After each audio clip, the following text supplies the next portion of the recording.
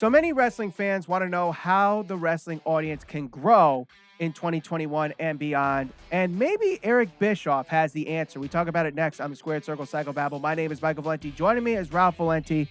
Ralph, Eric Bischoff has had quite the experience in professional wrestling and in television, especially that he was the forefront of the Monday Night Wars with WCW.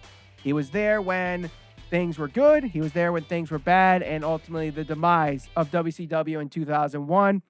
He was talking about Starrcade 2000 recently on his 83 Weeks podcast, and he actually was talking about what things can be different today that could change the dynamic of pro wrestling. Here's what he said.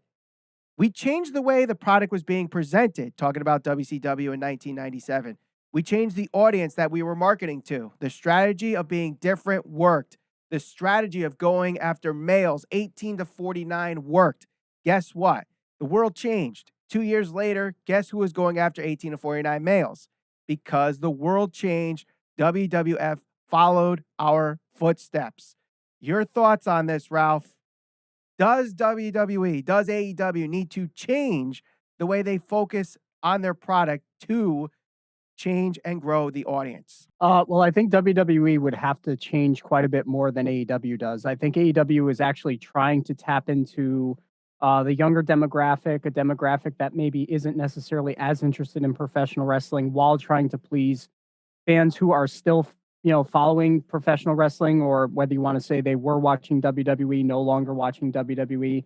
The fan that is disenfranchised with the product that WWE is selling them, because when you look at the industry as a whole, for the past 18, 19 years since WCW has gone out of business, you've really only had WWE, WWF at the time as the forefront of the wrestling industry, at least on a grand scale. You've had Right. TNA, who was much smaller, maybe in some small way competition to WWE. But I do truly think that AEW is trying to differ themselves from what WWE is. That's undoubtable. Now, if that's going to work, that's the big question. We have about a year's worth of a sample set of AEW and what their numbers kind of look like, at least as far as television is concerned. So I guess we can have that conversation about if they're doing the right thing, if they're trying to tap into the right demographic, and where we see this going in the future. See, I think Bischoff has a point, but the problem is AEW, I think, is targeting the wrong audience. They're targeting an audience Okay. that's already there. They're targeting the die-hard wrestling fan that's going to be there no matter what, week in and week out. And that is why they're off to a strong start. But the question is, can they grow that audience in the future? Right. Now, everyone talks about the 18 to 49 demographic, which is the right demographic to target, because even back in the Attitude Era, it was a demographic that Bischoff even admitted they were focusing on during during the Monday Night Wars. But I think we need to dive into this a little bit more. I think, yes, the male audience is definitely there, but we need to focus a little bit more in the wrestling industry to target the female demographic. It's the same thing that worked in music. Why were the Beatles so big? Because the women loved them. Why was hair metal huge in the 80s? Because the women loved them, but the men stayed.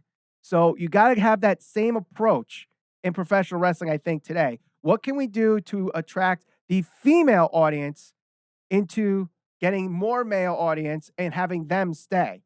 What do you think about that? I agree to a certain extent. I mean, I think that is more difficult than, we're kind of leading on, because when you talk about who the fan base is currently, we know that it's predominantly male. Like, a majority of the wrestling fan base is made up by males. Of course. In trying to transform that and transform the market, that's called market transformation. That's very, very difficult, because now when you try to do something like that, you risk running off your male audience if now you're presenting a product that they're not into. So do you do that trying to attract the female audience and trying to ensure that you keep the audience that you currently have? Not as easy as it seems on paper. No, But no, what I it's would not. say is this. It's not. But let me bring in that point. As I'm bringing up music as my example here, music has evolved, or some people would say devolved, in so many different ways. And it's always translated by how the female audience picks it out first. Elvis, the Beatles, Journey, and like hair metal and all that stuff in the 80s. Even stuff today, like the music that women listen to today translates into what becomes top 40 music. And I think what primarily the female audience watches on television will dictate how the 18 to 49 demographic works. I mean, we talk about obviously live sports is the go-to number one ratings grabber. And if you look, not only do they do great in men's demographics, but they do great in female demographics. The other thing that draws a huge audience as total viewership is concerned is reality TV. Who's watching that more than anybody? Females. So how do you try to grab that reality TV audience? I'm not saying get everybody, but a little percentage of them into professional wrestling. Well, here's what I was going to say. So, using your comparison of 80s hair metal or just music in general, right? Pop culture.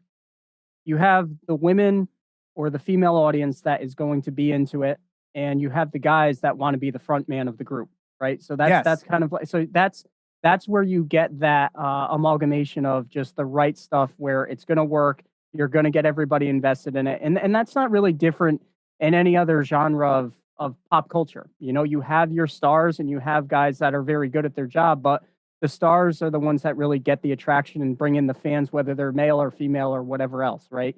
So with pro wrestling, it's such a difficult market to look at and analyze because when we talked about this yesterday, to me, pro wrestling is mainstream and it's pop culture, but at the same time, it's not because wrestling is a big deal. WrestleMania is a big deal. We know they can sell 80,000 plus tickets to sell out in a stadium. But when you look at the numbers on a weekly basis, for some reason, no matter what company it is, they go up, they go down, they go up, they go down. It's like a roller coaster. And you never really see those numbers trend in an upward direction, at least consistently. So there's a number of reasons that I think are causing that. I think that when you look at wrestling right now, what it's starving for is that next big star. We talk about this all the time. I think we were spoiled in the sense that, you know, before when you had the territories, you had certain guys that were huge in specific territories before television was huge and all of that stuff. Before Vince McMahon came along, you had your Ric Flairs, your Dusty Rhodes, Bruno Sammartinos, Andre the Giants, and all those guys were able to sell out wherever they went. Right. Then once you had television, you had your Hogans. Then you had your Warriors and guys like that that were still big, but Hogan was certainly the driving force in the industry. You had Rock and you had Austin. After that, you had Cena. And since Cena, we just have not seen that big star. Now, there are guys that are really good in the ring. And they'll probably go down as some of the best ever. They certainly will go down as the best ever. But when you look at the time where before there was Austin, Hogan went to WCW, you had at the top of WWF at the time, you had Shawn Michaels, you had The Undertaker, and you had Bret Hart. All amazing wrestlers, all guys that nobody's ever going to tell you they couldn't go in the ring and that they're not going to be Hall of Famers, but business was not good. You need that big star to drive the industry. You need that guy that can tap into other elements of pop culture or whatever else to get that casual fan or the female audience or the male audience, somebody that people can get behind and feel like, you know what, it's cool to watch wrestling. I feel like right now a lot of fans who watch professional wrestling are just the fans that have always watched. There is no casual fan in pro wrestling, in my opinion. You either watch it, you don't, you're invested in it, and you're not. And you're not going to just tune in for one random episode of Dynamite unless Sting's there. And again, that's another issue because your 62-year-old guy that you just hired is your number one draw. So there's so many different elements that are driving this. But at the end of the day, I still think they need the next big star to come along, whether that's WWE, AEW, wherever it may be. That's what's going to bring the industry back to the level where it can compete with those reality TV shows or live sports or something like that. Right. But here's something that I think Eric Bischoff touched on in that podcast that I think makes a great point is that the stuff storyline wise that WWE is doing and even AEW, nothing's really new, you know? Yes. The stuff today, I think they're doing it in a newer way, but it's the same recycled stories. And that's what Eric Bischoff basically said, that He said this a couple weeks ago on the Everything is with Corey and Ant podcast he was a guest on. And here's what he said, referencing that on his 83 Weeks podcast. He said, a couple weeks ago, I made a comment. It certainly read more critical than I wanted it to when I said it. I referenced the fact that WWE or AEW aren't really doing anything any different that has been done 20 years ago. They're doing it with different people, with different outfits. And other than the COVID situation, which was a necessity to stop the bleeding more than anything else, which didn't advance the product. Neither AEW or WWE are coming up with anything really new or big to have the same impact that Nitro did back in 95, 96, and 97. I totally agree. Like the NWO and D-Generation X and Stone Cold Steve Austin, all that perfect storm coming at one bit was something new. AEW, yes, it's new, but their storylines, everyone could say, oh, this is a reference to that. This was a reference to that. Like, nothing is new. The only new thing is Orange Cassidy. Like, that is really like the fresh thing in wrestling. No one's ever seen a millennial sloth style wrestler like Orange Cassidy. And I know we talk about him on nauseam on here, but I bring him up because I was talking to my wife last night. And one thing I asked her was, and she used to watch during the Attitude Era. She doesn't watch anymore unless I'm watching it and she's in the same room. I said, Yep. What do you see in wrestling today that you like or that you want to see change in wrestling? One of the things was she likes the gimmick of Orange Cassidy. Now, granted, she says that he's not a main event draw or a main eventer, but likes the gimmick. He's very entertaining. The other thing is the fact that the women wrestlers are a focal point, and the ratings will dictate that actually might be connecting in the right direction because Bayley and Sasha Banks for the last year have been the top ratings draws in professional wrestling, even more now today than Roman Reigns since he's come back. The numbers have shown that. So I think that's something they could tap into. And WWE certainly has. AEW, we talk about it ad nauseum. The women's division needs to be better. And I think that it's not the in-ring skill that's the problem. It's the storylines. What can we do storyline-wise in AEW and WWE that can get people to watch? And another thing they do all the time, advertising matches ad nauseum. Everything is, we got to advertise this match. Just let things develop and have people guessing. I want to see what happens next. Randy Orton versus Bray Wyatt, that cliffhanger and that Raw, I want to see what happens next. They need more of that stuff. They do, and I certainly agree 100% with what you just said, and I absolutely agree 100% with Eric Bischoff. Now, here's where the problem comes in. Like you pointed out, and like Eric Bischoff stated, and this is one of the things I thought to myself when I was trying to think, where do I fall on this? Do I agree with Eric or not? So, the older generation, the older fan base, that 30 plus fan, okay, they've been paying attention to wrestling for years. Right. Especially when you get into that 50 plus demographic. WWE holds that demographic. That's where that's like they're one of their most committed fan base as far as demographics are concerned. Now, the problem with that is this, like Eric Bischoff said, and like you just said, if you've been paying attention to professional wrestling for a good majority of time, you've seen every storyline, especially when you've lived through the Attitude Era, because when we talk about spots with AEW, like how Jim Ross was critical of certain spots because it's like, how do you top that? When you look at the storylines from the Attitude Era, it was over and beyond anything you're seeing now. So it's like, well, how are you going to be able to top that? So anybody who watched during the Attitude Era that saw Steve Austin come out on a beer truck, Kurt Angle come out on the milk truck, Mick Foley get thrown off the top of the Hell in the Cell. I mean, it was like the wild, wild west of storylines. So how are you going to one-up that? So anything that they're seeing in today's product certainly is not going to live up to the expectation that they had back in the 90s. So not only have they seen it all, and they're accustomed to all the storylines, but they've seen stuff that is far above and beyond anything that they're going to see now. So how do you get them entertained? The other hard part of that is this. So with AEW, they're certainly trying to captivate the younger fan base, the younger demographic. Right. Here's the problem with that. As wrestling fans, we always talk about, wanting longevity in our storylines, wanting storylines that last longer than a week to week like WWE has done. The younger fans don't want that. I mean, when you look at when you look at the numbers and when you look at everything, all of the stuff that's been studied, whether it's because of social media or technology, all of that stuff, people don't have the attention span that they once had. So getting them to pay attention to a product, first of all, it's difficult altogether because to get somebody to sit down and be invested in a TV show for 2 or 3 hours a week without going through their phone and scrolling through Twitter and Instagram and other social media platforms and actually being invested in the product is difficult enough. But getting them to pay attention to a storyline that's going to build week after week after week after week, it just doesn't happen. And we know that doesn't happen because we see the ratings, we see the viewership. Sting, as an example, you bring back somebody who's got a big following from the Attitude Era, and the viewership is over 1 million or close to 1 million, and then the next week it drops off. It's the same thing every single time. The AEW, the Kenny Omega storyline, he goes to Impact. The numbers there were solid, and everybody gets all excited. But wrestling right now is operating within its own bubble, and I don't care who wants to disagree with that, whether it's Dave Meltzer or anybody else who gets all excited when they see these numbers.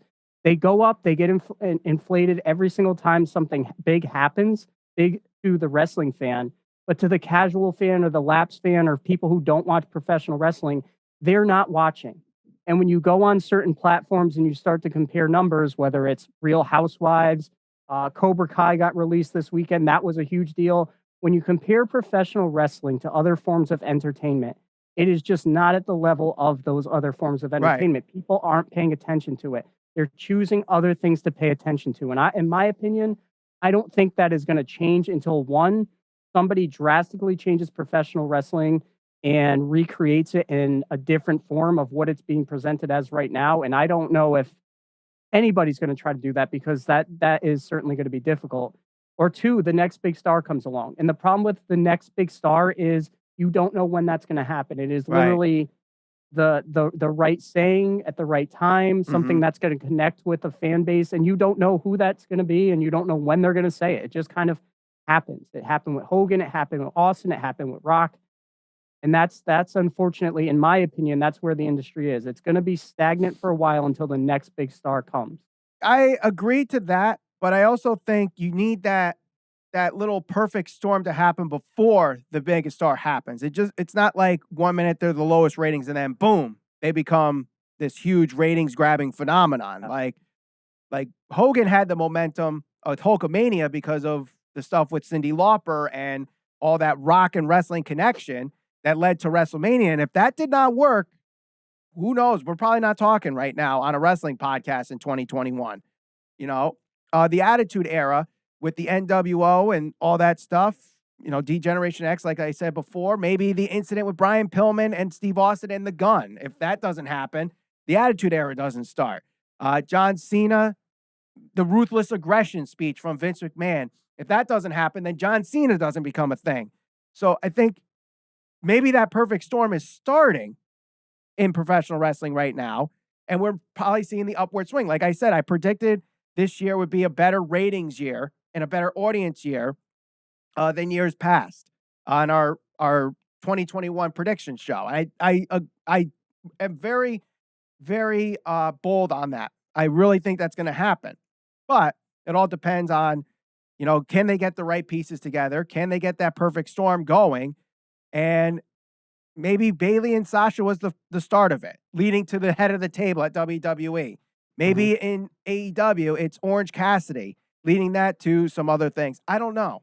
But it like you said, it is going to take the big megastar, but there needs to be some stuff that leads to that. It's not just big supernova out of nowhere.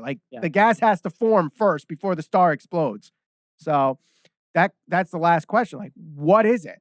Do they need to bring in more wrestling minds to make that happen? Do they need to bring in more Hollywood writers, or do they need to bring in marks? Like, just let fans dictate the shows. Like Tony Khan we all know Tony Khan's a mark and has a lot of money. That's how AEW starts. But is he a guy that needs a little bit more like him and not so much wrestling minds around him? I don't know.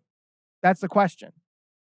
So if it's going to happen anywhere, if it were, in my opinion, I think it would happen where you're going to get the next big star, or the potential for that next big star to break out is going to happen in AEW before it happens in WWE, because WWE is very by the book. It's week to week, the same thing, the same storyline. and you're getting scripted promos. Like, you can see certain guys that can take a scripted promo and make it seem like their own. Kevin Owens, Roman Reigns, in NXT, Adam Cole is very good at it, but they're only allowed to show a certain element of themselves. Now with AEW, we know there's a much bigger acceptance of going out there and cutting promos and being Right. yourself. So the ability to get yourself over and connect with the fan base, I feel like it's more likely that something would come out of that environment in AEW, because they're allowing you to do more. There's more freedom to do it. With WWE, maybe not so much. But again, it comes down to the wrestler saying the right thing or doing the right thing at the right time. And, I think that right now, going into 2021, both companies, they have a lot of talented guys. You look at WWE, they have Keith Lee, they have guys like Riddle. I always talk about him. I think he's a guy that might be able to connect with that younger fan base. AEW has a ton of guys, whether it's Darby Allin, Orange Cassidy, whoever. But it's just who's going to do it? Who's going to be the next big thing in professional wrestling? And that's the hard thing to determine. You're right. It is, but that's why they have analytics. That's why they have ratings. And like I said, I think this year is going to be the year that the ratings go up for AEW and WWE. One of my bold predictions, we did a prediction show last week. You could click the thumbnail on the screen right now to check out our predictions for 2021. And share this all over social media. We're on Facebook, Instagram, and Twitter, SCPB Podcast. And we'll see you on the next episode of the Squared Circle Psychobabble.